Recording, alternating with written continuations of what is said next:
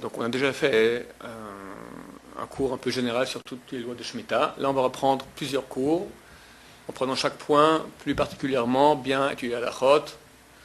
Et évidemment, comme dans n'importe quel domaine de la Torah, il y a des marlokot, des discussions entre différentes écoles, des différents grands de la Torah. On va prendre trois axes en gros, l'Arben Yisrael Bashaoul pour les Sfaradim, l'Arwad Yosef aussi pour les Sfaradim, et l'Ashkenazim, ils vont d'après, en gros, le Chazon Ish, Rav Eliashiv, et le Rav Auerbach. Donc je dirais un peu quels sont les psakim, mais comment on va... Il y aura des fois des choses, des avis différents. Je dirais, bon, il y en a qui font comme ça, il y en a qui font comme ça. Je dirais qui fait quoi, et chacun choisira en fonction de son rêve. On distingue dans les lois de Shemitah entre les lois qui concernent les fruits de la Shemitah, qui sont en gros, il y a un moment par exemple où il y a le bi'ur, l'obligation du bi'ur. Il faut aussi se débarrasser, d'après certains rabbanim, d'après d'autres, il faut faire une désappropriation des fruits. Il y a interdit de business, ne pas faire du commerce avec ces fruits-là, interdit de gâcher ces fruits, etc. On verra toutes sortes de lois qui concernent les fruits. Et d'un autre côté, il y a les lois qui concernent la terre. La terre. Dans les lois de la terre, aussi, il y aura deux sortes d'interdits. Les lois de la Torah, interdit d'Oraita, comme on dit, et les lois des Ramanan, interdit, les décrets des rabbins, il y a déjà 2000-2500 ans. Quelle différence il y a entre les lois de la Torah et les lois des Rabbanan? Quelque part, c'est certain qu'une loi de la Torah est beaucoup plus importante. Mais aujourd'hui, toutes les lois de Shemitah sont que des Rabbanan. La Shemitah naît de la Torah que si on pratique aussi le Yovel. Yovel, c'est le jubilé. On comptait 7 fois cette année de Jacher, la Shemitah. Il y en avait 49, c'était une Shemitah. Et là, on faisait une 50e année qui était le Yovel, jubilé en français. On faisait 2 années de suite, on ne pouvait pas travailler la terre. Et le jubilé ne se fait que si tous les Juifs sont en terre d'Israël. Ce qui n'est pas le cas cette année. Peut-être l'année prochaine, déjà, Bezrat Hashem, tout le monde reviendra. Moi, j'en suis convaincu, Bezrat Hashem. Dans ce cas-là, la Shemitah revient, qu'elle est interdite, toutes les lois de Shemitah reviennent à être Deoraita de la Torah. Donc aujourd'hui, tout est des Rabbanan. Mais néanmoins, on va faire une nuance entre les lois d'Eoraita et des Rabbanan, parce que même dans les lois pratiquement, même qu'aujourd'hui tout est des Rabbanan, il y aura une différence entre les lois qui sont théoriquement d'Eoraita et ceux qui sont théoriquement des Rabbanan. Donc aujourd'hui, je répète, tout est des Rabbanan. Mais pour faire la différence entre d'Eoraita et des Rabbanan, on verra qu'il y a une différence. Quelle est la différence en deux mots? Que d'Eoraita, c'est interdit dans tous les cas. Des Rabbanan, c'est interdit lorsqu'on fait ces travaux de la terre ou sur les fruits, les travaux sur les arbres, sur les fruits, pour faire que les fruits soient mieux. Mais si on fait uniquement pour conserver la situation et pas que l'arbre ou les fruits se gâtent, là on va autoriser les lois des Rabbanan. Donc je répète, pour une loi qui est d'Oraita, ça sera interdit même si maintenant l'arbre il est fichu. Parce que le seul moyen de réparer maintenant l'arbre, c'est de faire une loi, transgresser une loi de Horaïta, c'est interdit dans tous les cas, et tant pis pour l'arbre. S'il s'agit maintenant d'une loi des Rabbanan, si c'est pour que l'arbre soit mieux et donne bien ses fruits, rien du tout. Si c'est pour pas qu'il se fane complètement ou qu'il donne beaucoup moins de fruits, qu'il y a une perte, dans ces cas-là, on pourra pas transgresser, on pourra en tout cas passer outre un interdit des Rabbanan. Quels sont les interdits de Horaïta? Il y en a 6. Labourer la terre. Avec cela, on verra plus dans le détail, quand on parle de labourer, c'est aussi des choses qui sont annexes. Deuxièmement, pour les arbres plantés, en hébreu on appelle netia, et pour tout ce qui n'est pas arbre, c'est-à-dire tout ce qui est légumes, féculents, céréales, plantés aussi. En français, c'est le même mot, planté. En hébreu, ce sont deux mots différents, ça s'appelle zria. Netia pour les arbres, zria pour le reste des végétaux. Dans tous les cas, on appelle cela, en français, on va dire planté. Donc ça compte pour 2. Troisième, ça fait 4e en fait du total, ça s'appelle zmira. Zmira, c'est élaguer. Tu enlèves des branches de l'arbre ou d'une plante pour qu'elle pousse mieux. C'est interdit de la Torah. 5e et 6e se ressemblent aussi en français, c'est le même mot, c'est récolter. Il y a un récolté pour ce qui provient de la terre elle-même, légumes, féculents, céréales, on appelle ça en hébreu ktsira, et il y a récolté des arbres, on appelle cela en hébreu betsira.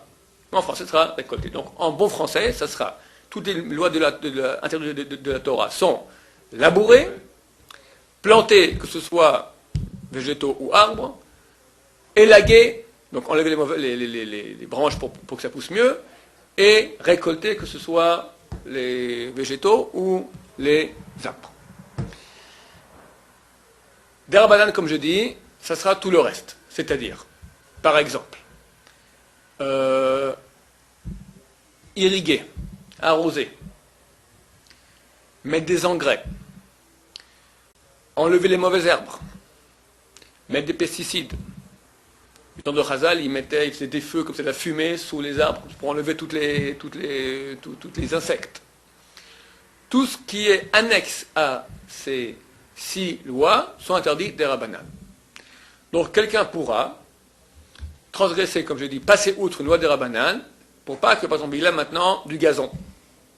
Maintenant, est-ce qu'on peut arroser l'année de Shemitah? Non, interdit des rabanan. Il dit, si j'arrose pas mon gazon, il est fichu. C'est pas qu'il va jaunir, l'année prochaine je vais de nouveau l'arroser. Si il va jaunir, l'année prochaine il va de nouveau être un beau, je vais l'arroser, il va revenir au vert, pas de problème. Tant pis, tu auras une année, ton gazon jaune. Mais là, si jaunit, que je sache, un gazon qui jaunit, il ne revient plus, il ne se métamorphose plus en vert. Il reste jaune pour toujours. Donc là, il y a vraiment une perte, donc on pourra arroser. Tous ces lois des rabanan seront permises, comme j'ai dit, uniquement pour éviter un dommage. Qui va fixer c'est quoi un dommage? Moi, avec ma femme, je regarde le gazon, c'est dommage? Non. Il faut appeler un agriculteur professionnel qui s'y connaît et surtout qui a Yirat Shamayim.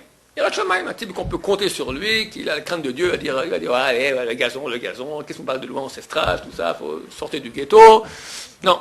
Il faut quelqu'un qu'on sache qu'on peut compter son avis, c'est quelqu'un qui a la crainte de Dieu et qui me dit, premièrement, effectivement, si tu ne fais pas maintenant arroser, tu vas perdre, pas une perte.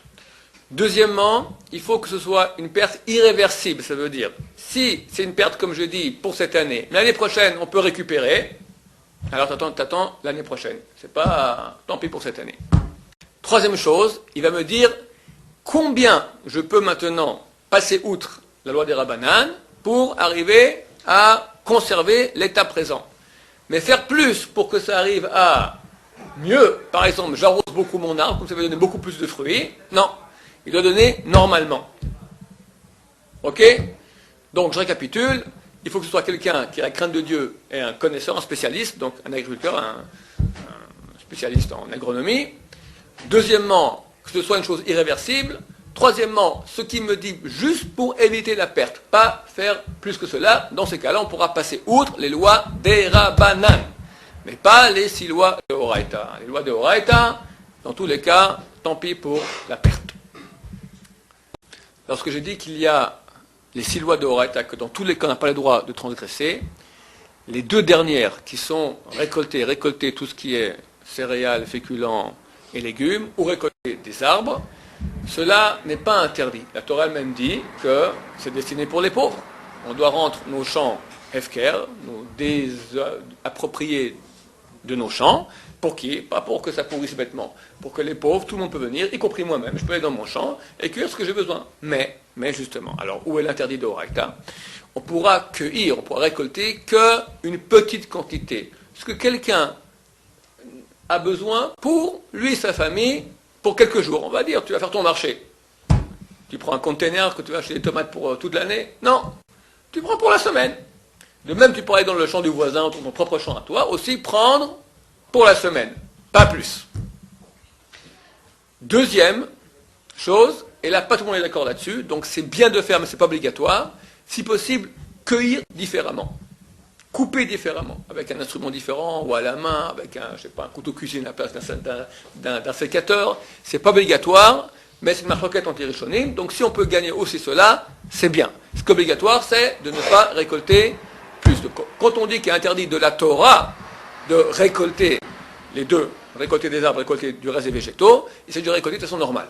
Ça, c'est interdit de la Torah. Mais dès qu'on va récolter différemment, c'est-à-dire une petite quantité, et si possible différemment avec la façon de cueillir, là, ça devient complètement autorisé. Tout cela concerne la 7e année. Maintenant, comment est-ce qu'on va quantifier au niveau du temps? C'est quoi la 7e année? Alors, tout dépend de quoi on parle. Il y aura d'un côté les arbres céréales et féculents, et d'un côté les légumes. Quelle est la différence entre toutes ces choses-là? Un légume, c'est les radis, les patates, les carottes, d'accord? Les féculents, c'est les choses qui donnent... On mange la graine elle-même, du genre les lentilles, le hummus, comme on dit ça en français, les pois chiches, les petits pois, les haricots, toutes ces choses-là, ce sont les féculents. Céréales, il y a 5 céréales, donc blé, orge, je connais en hébreu, en français, épeautre, seigle, avoine. Et qu'est-ce qu'on avait en dit? Kitniot, voilà, et les arbres. Les arbres, c'est ce qu'il y a un tronc, d'accord? Alors, en ce qui concerne les légumes, c'est le plus simple. Légumes, on considère que les lois de Shemitah concernent les légumes que au moment où on les récolte. Je m'explique. On prend la 7e année. La 7e année, elle va de quand? De Rosh Hashanah de cette année, donc l'année 5767 qui correspond à l'année 2007, jusqu'au Rosh Hashanah 2008, septembre 2008. D'accord? De Rosh Hashanah à Rosh Hashanah maintenant. Tu as un légume. Est-ce que j'ai le droit maintenant de récolter ce légume normalement? Avant Rosh Hashanah 2007, oui. Après Rosh Hashanah 2008, oui. Pendant, non. Peu importe quand il a été planté, peut-être qu'il a été planté déjà avant. Peu importe quand il a poussé, peut-être qu'il a poussé énormément beaucoup avant, donc en quelques années, il appartient à la 6e année. Quand tu le récoltes, c'est là on fixe de quelle année il s'agit.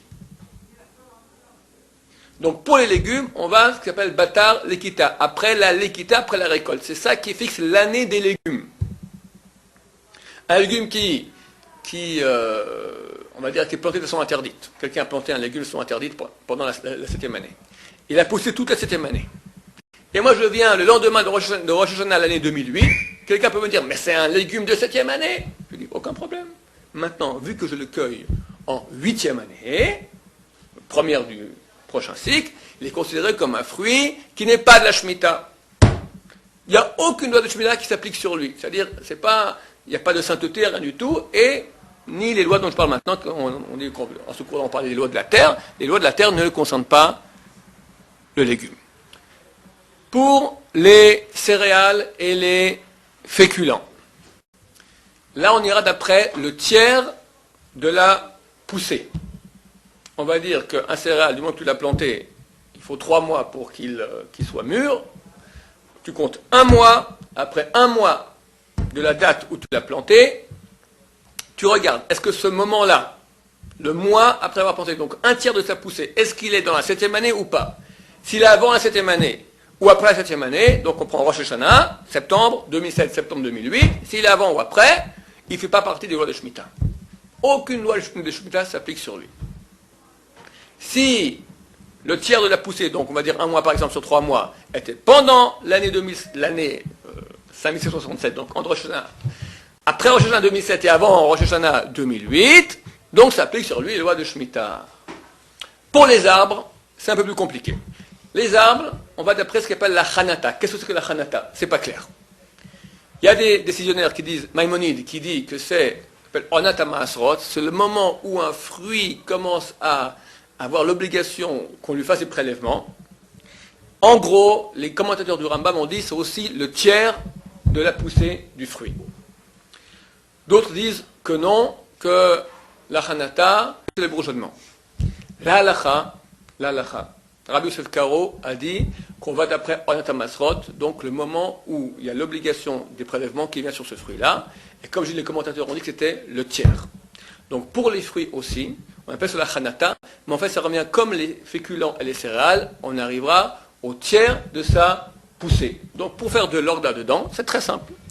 Tout ce qui pousse de la terre, entre parenthèses, arbres, féculents, céréales, à part les légumes, on va d'après le tiers de la poussée.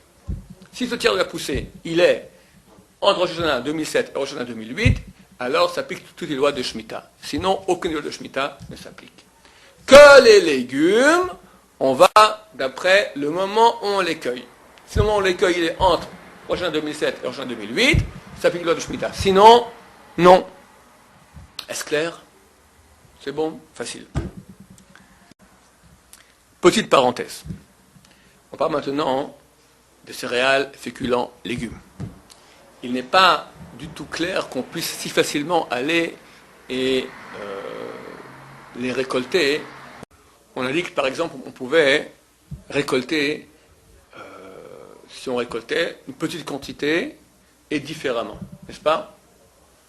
Alors, il faut faire attention.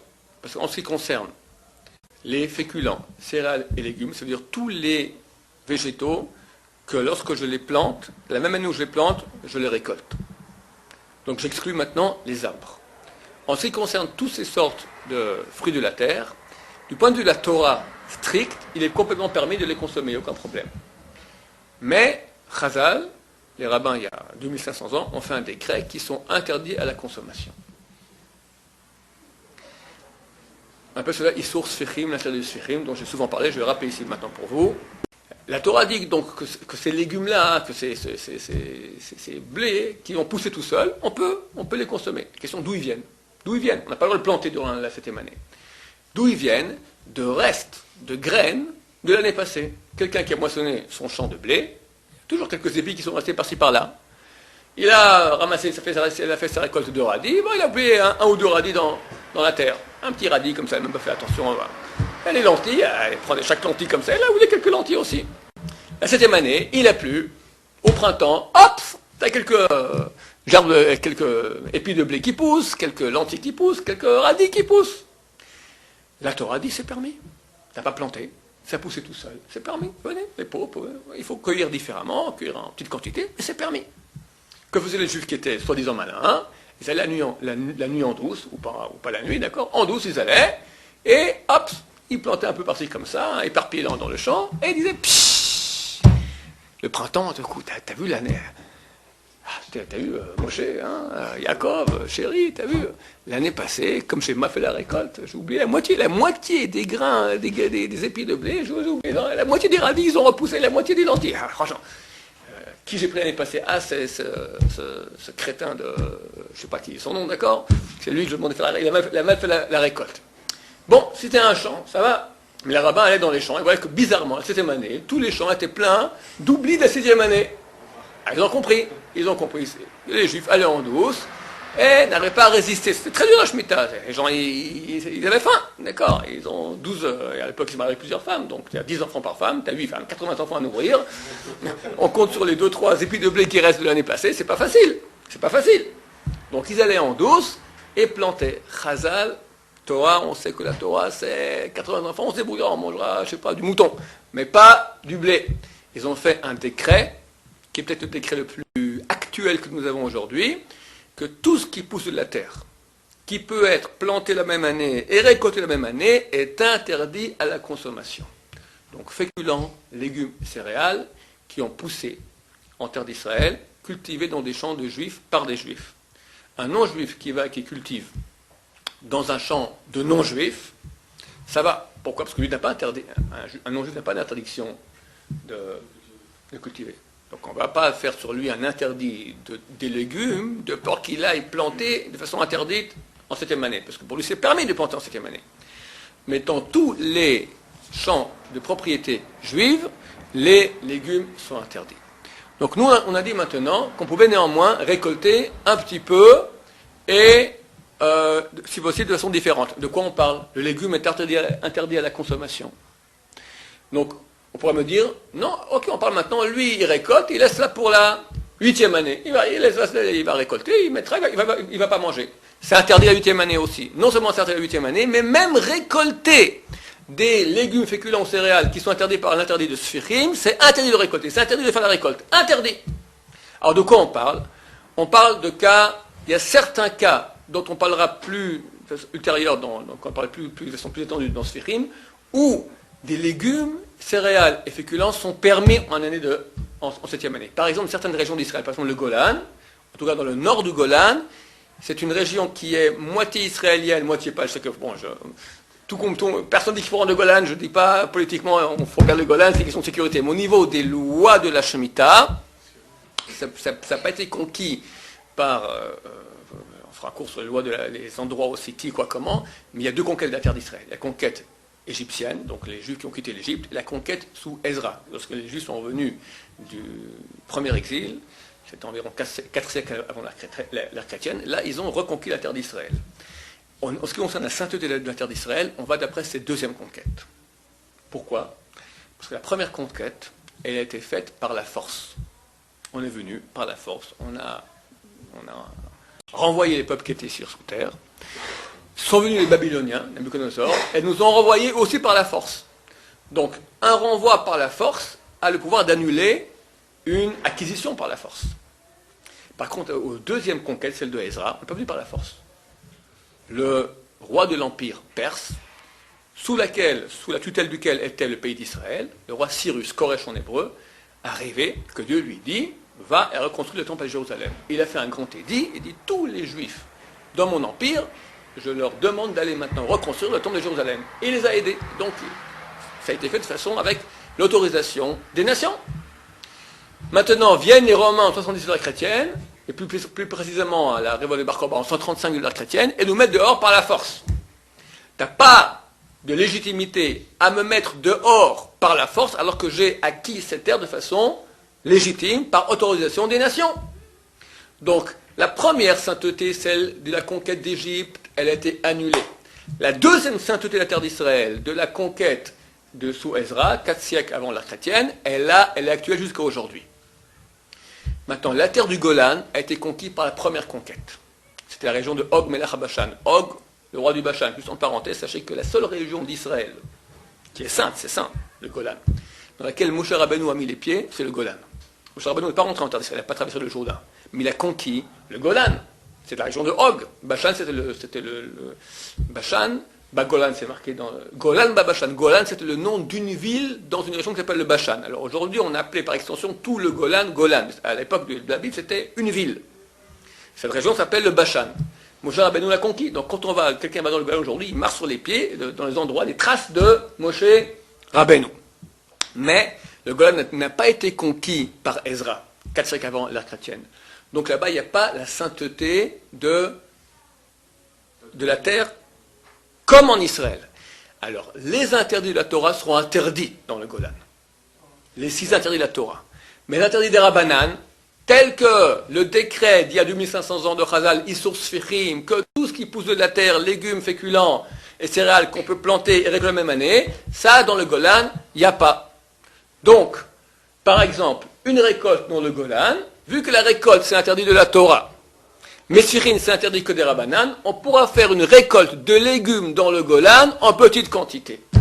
Je fais tout maintenant ce looping-là, pour vous expliquer qu'on a parlé maintenant que la récolte était interdite.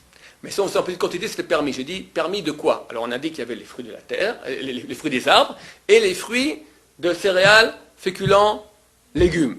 De quoi tu me parles? Céréales, féculents, légumes sont interdits de toute façon.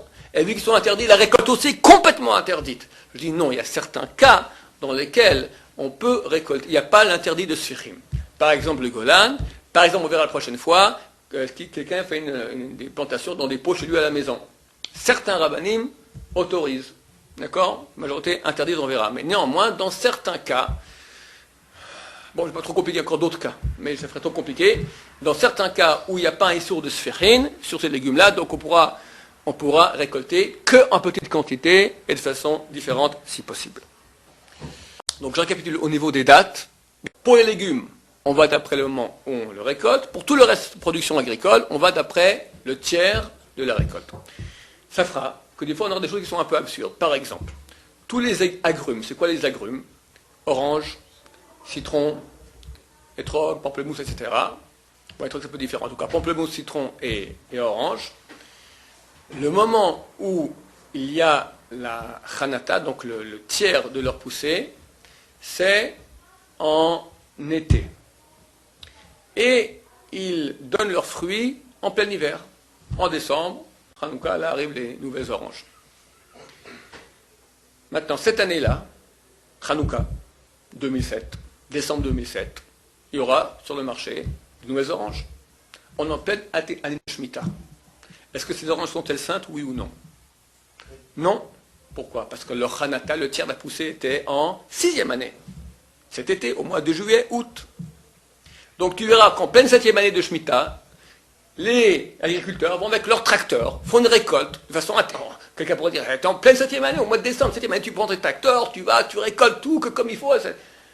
Aucun problème. Bien que je sois en pleine 7e année, vu que maintenant ces fruits-là ne sont pas saints de sainteté de Shvil, parce que leur Hanata, leur tiers de poussée était avant la 7e année, aucun problème. Par contre, l'année prochaine, c'est le contraire. On sera en 8e année, on sera en décembre 2008, on dit, fini la Shemitah, et non, mon vieux, les oranges là, ces oranges-là, leur Hanata était quand? Leur tiers de poussée était en plein juillet, août de 7e année. Ils ont donné leur production au mois de décembre, mais ce sont des fruits de 7e année. Donc interdiction de les récolter normalement, interdiction de faire du business avec, interdiction de les gâter, etc. Donc en fait, les conséquences de la 7e année peuvent continuer beaucoup plus loin. Si on le met en conserve, peut-être dans 50, une boîte de conserve d'orange de décembre 2008, problème de Shemitah. Donc il faut faire attention à cela. Ok, les petites 10 minutes qui nous restent, on va parler maintenant d'un des interdits majeurs de la Torah, au niveau de la Shemitah, c'est planter. Planter. Alors c'est pas que planter un arbre ou une pousse dans la terre, c'est aussi tout ce qui est une sorte de nouvelle plantation. Par exemple, faire un croisement. Comment on fait un croisement? Tu as maintenant, je sais pas, ton citronnier. Pendant l'étrog, pour les étrogim, ils font ça, d'accord? Un étrog qui est croisé n'est pas valable. Mais le étrog, c'est très dur à trouver un bel étrog. Alors qu'est-ce qu'ils font? Ils le croisent avec un citron, ou avec un poirier. Comment ils font? Ils enlèvent un peu de la branche du étrog, ils élacent comme ça, ils coupent.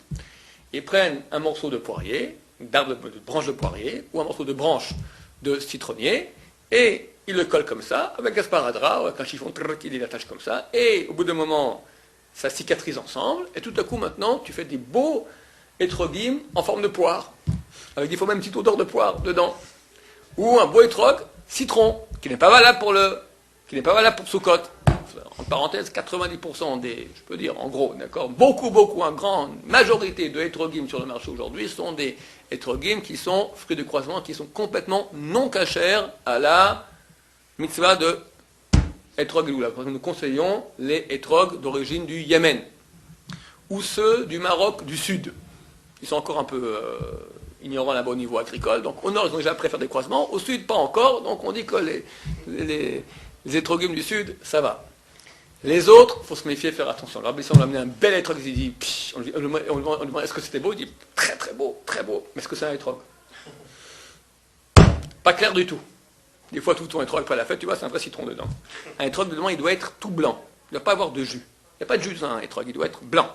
C'est blanc, mais s'il a une odeur de citron aussi. Quand tu veux, il sent que le citron. Que le citron, c'est un mauvais signe. Même s'il est tout blanc. Ah ouais. Il doit sortir le étrog, c'est un peu différent. Quoi qu'il en soit, faire donc un croisement pendant cette année s'interdit au même titre que de planter. Ça s'appelle harkava. Et un autre mot en hébreu s'appelle havracha. Qu'est-ce que havracha? C'est, par exemple, quelqu'un il a une vigne, il prend un plant de la vigne, il met la tête de la vigne dans la terre. Et il refait ressortir la tête un peu plus loin. Donc ça passe dans la terre et ça revient. Tu peux dire, c'est pas une nouvelle plantation parce qu'en fait c'est relié à la source première, ça va pas. Vu que ça passe dans la terre maintenant, là, cette partie qui est dans la terre va refaire des racines, ça peut être une plantation aussi. Quelqu'un veut maintenant déplacer un plant. Il a un plant d'arbre, d'accord, une plantation, un plant, qui a poussé 1 ou 2 ans. Maintenant, il veut le déplacer pour le mettre dans son jardin. C'est une plantation. Donc on peut dire maintenant, non, je fais passer avec toute la terre qu'il y a avec. Non. Le fait que maintenant je déplace cela fait qu'il y a une nouvelle plantation ici, ça sera interdit. Ça ne concerne pas que les arbres fruitiers, ça concerne tout ce qu'on plante dans la terre. Du gazon, des fleurs, un arbre pour faire joli, je ne donne pas de fruits, tout ça est interdit, au même titre, chaque fois qu'on plante, c'est interdit de planter. Est-ce qu'on peut planter dans la maison, dans un pot? C'est des lois compliquées. Le prochain cours, on va en parler. Quel pot, quelle maison, etc., quels matériaux, etc. Et plusieurs avis, il y aura là-dessus.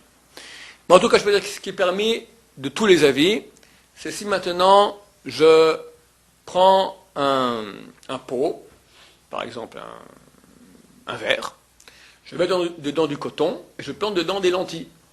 Je pose des lentilles sur du coton mouillé. Ou le truc classique, tu prends la graine de l'avocat, tu mets des cure-dents, et dans le verre, hop, ça va, c'est permis. Pourquoi? Parce qu'il n'y a pas de terre là-dedans, il n'y a que de l'eau. À condition qu'il n'y ait que de l'eau ou de la ouate, mais pas de terre. S'il y a de la terre, bien que c'est fermé à la maison, etc., beaucoup de poskim interdisent cela. Donc si c'est pour cela, c'est si il y a les deux conditions qui sont requises. C'est-à-dire que c'est un truc qui est fermé dans une maison et il n'y a pas de terre, ce sera permis. Il est interdit de planter pour apprendre à planter. Quelqu'un maintenant il fait des études agricoles, agronome, et hop, on lui fait maintenant planter, et dans une semaine on voit que ça a bien pris, on déterre tout. Parce qu'on n'a pas le temps, on n'a pas de place, etc. Même si tu plantes pour déterrer, c'est interdit. Parce que le fait de planter est interdit. Utiliser une machine. On peut dire, c'est électrique, je fais rien du tout. C'est vrai que d'habitude, au niveau de la Torah, on considère que tout ce qui est action électrique, c'est pas ton action directe. Mais néanmoins, vu que c'est la façon habituelle qu'on a les machines agricoles, ça existe, d'accord? Donc c'est pas de différence et ce sera interdit aussi. Si quelqu'un a planté de façon interdite, dans l'année de Shemitah, la loi est claire, il doit déraciner. Même si c'est un très bel arbre qui coûte très cher, on déracine. Est-ce que c'est permis, quelqu'un qui a transgressé maintenant l'interdit, il a planté? Est-ce que je peux maintenant profiter de la récolte? Il a planté un arbre qui a donné des fruits en 7e année. C'est un arbre de 7e année. Les fruits sont-ils permis, oui ou non? C'est une marquette à poskim. Vu qu'aujourd'hui on considère que la Shemitah c'est des Rabbanan, on autorise. La production agricole de fruits, d'arbres, de quoi qu'il soit qui était planté de façon interdite, normalement on doit déraciner. Ça n'a pas été déraciné. Maintenant ça a donné des fruits. Ça arrive sur le marché. Je peux manger, oui ou non? Oui, c'est permis. On déconseille quand c'est pour une mitzvah. Par exemple le hétrog, un hétrog qui a été planté en 7e année, où on a fait des travaux interdits en 7e année avec un hétrog. Alors, d'après la loi stricte, c'est permis d'utiliser, mais vu que c'est pour une mitzvah importante, alors mieux vaut ne pas utiliser un hétrog. Mais si c'est pour la consommation, ça sera permis. Vu qu'on autorise de planter des graines d'avocat dans des verres, plus forte raison, on peut prendre des fleurs et les mettre dans un pot, dans un vase avec de l'eau pendant la Shemitah, même si le fait de mettre dans l'eau, d'habitude ça ne fait rien du tout, c'est que la fleur elle va mourir, elle va faner moins rapidement. Par exemple pour des roses qui sont fermées, quand tu les mets dans l'eau, au bout d'un moment, pic, d'accord, elles vont s'ouvrir. Tu peux dire, ah, attends, j'ai planté, sans ça ne serait pas ouvert. C'est permis parce que de nouveau, on ne considère pas qu'il y a une plantation vu qu'il n'y a pas de terre. C'est que de l'eau fermée dans une maison, il n'y a aucun problème. À propos d'eau, si maintenant on a ce qui s'appelle Gidulemaim, ce sont des plantations hydroplantations. D'accord? On fait un trou dans la terre, on met du béton, on met de l'eau, et on met une sorte de treillis comme ça, et les choses poussent sur l'eau elle-même. C'est interdit.